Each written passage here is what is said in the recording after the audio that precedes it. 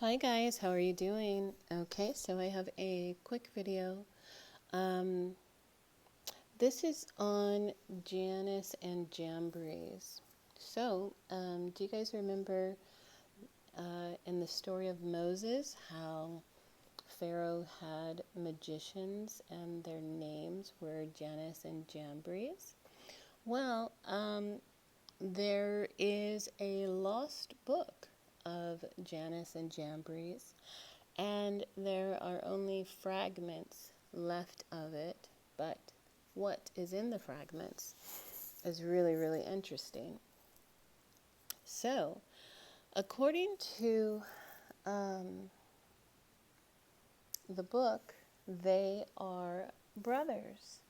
Janus and Jambres are brothers, which to me is a very interesting detail because Moses and Aaron were brothers. Okay, so they are the sons of Balaam, who is the son of the priest Petiphar's, priest of Apis.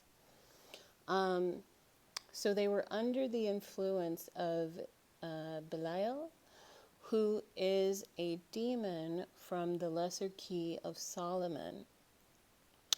And when I did my video on that, I do remember, I couldn't remember his name, but I do remember what he said, because he was very proud of being the one that um, was behind Janus and Jambres. One second.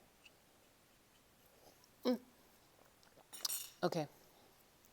Um, and he is subject to Michael.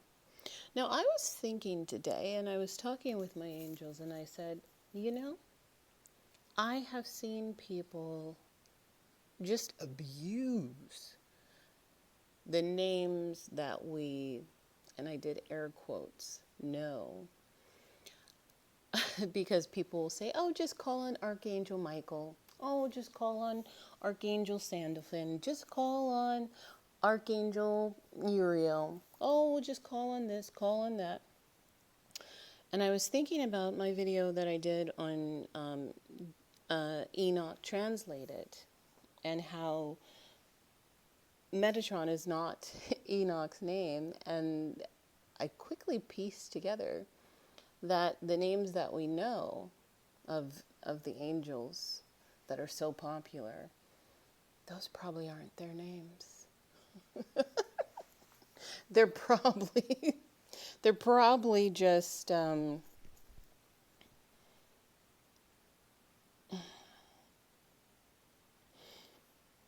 probably just words or titles or a name that people can know to identify um, the angel, but it's not like, oh, well, you can summon or invoke or evoke, the ones that we know. But anyways, that is neither here nor there. And like I said, God is not going to allow those names to get out because, the Tower of Babel and men are really, really just evil. So when I went to look up the name Petiphar's,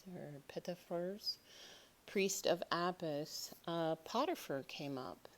And this is a quick video, so I just wrote it down really, really fast. And there is a translation out there that lists Potiphar as a eunuch.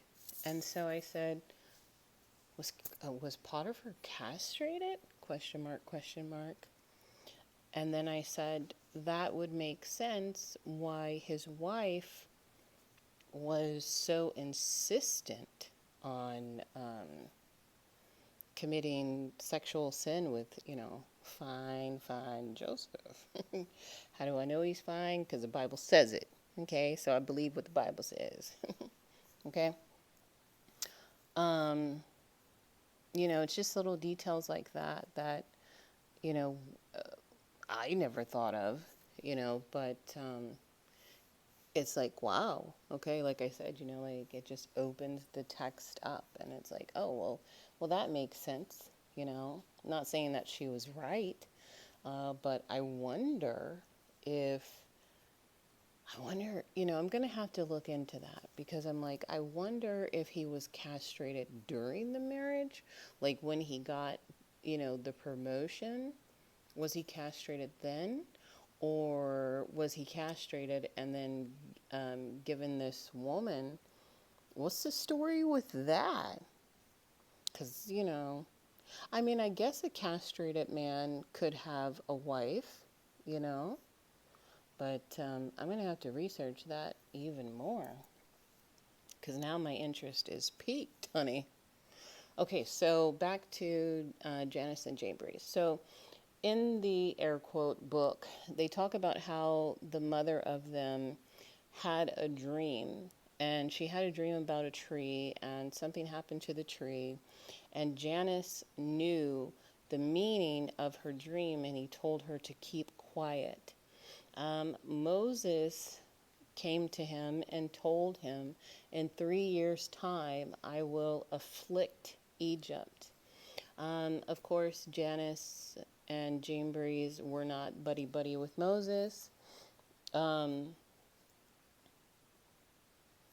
and after that, Janice and Jambres, they would hold court under trees, and they would talk about how they do not like marriage and how they are for basically sexual, um,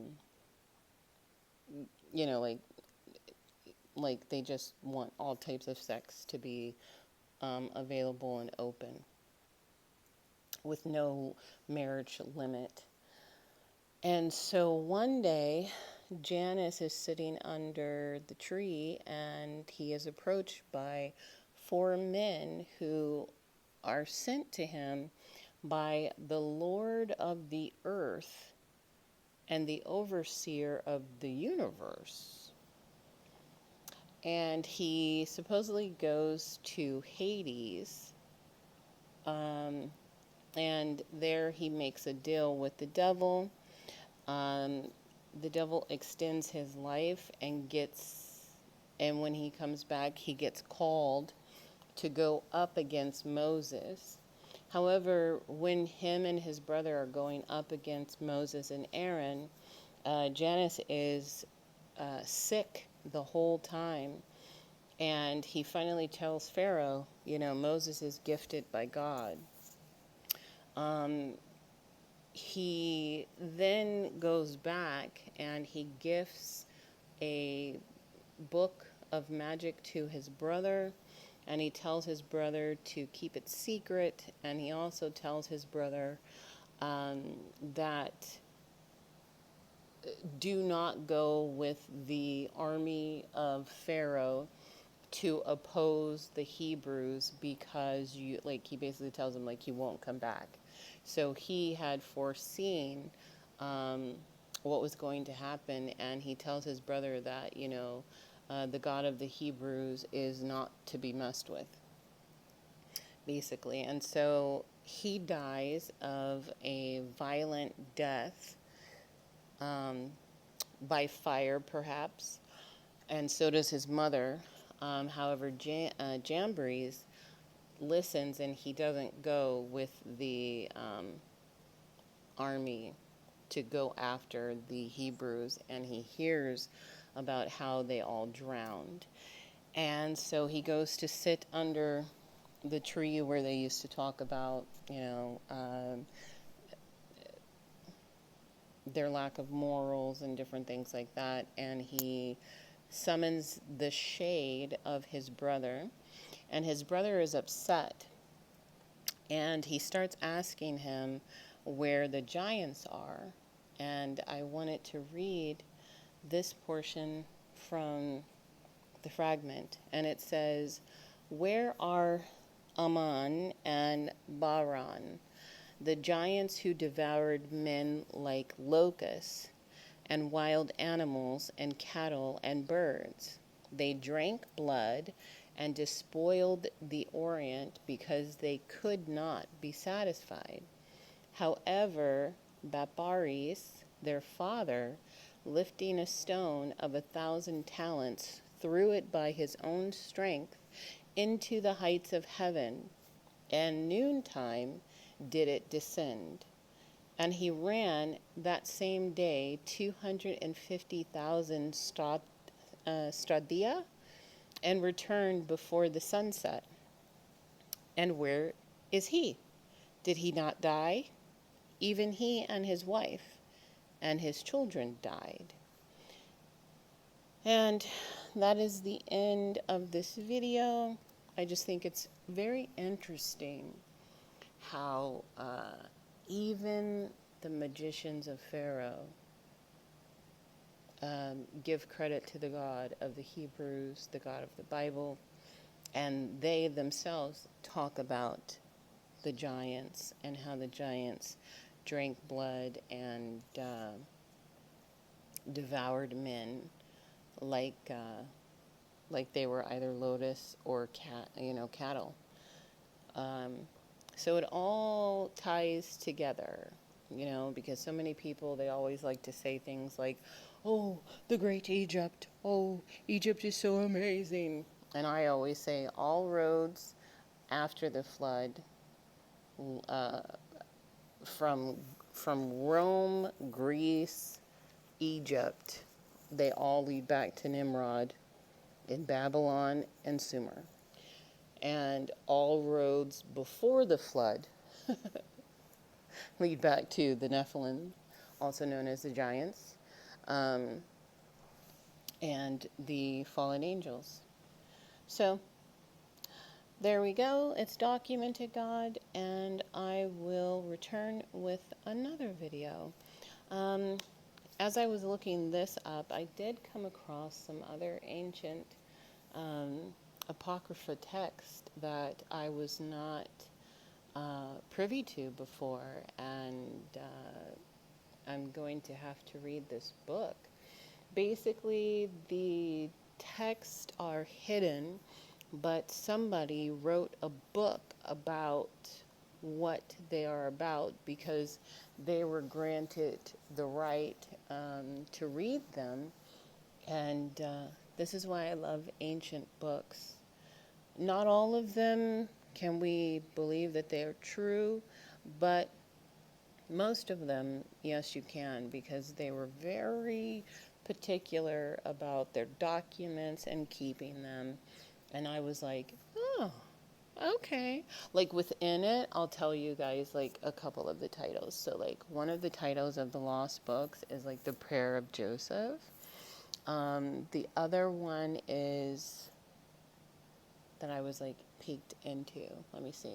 It was the Testament of Noah's wife.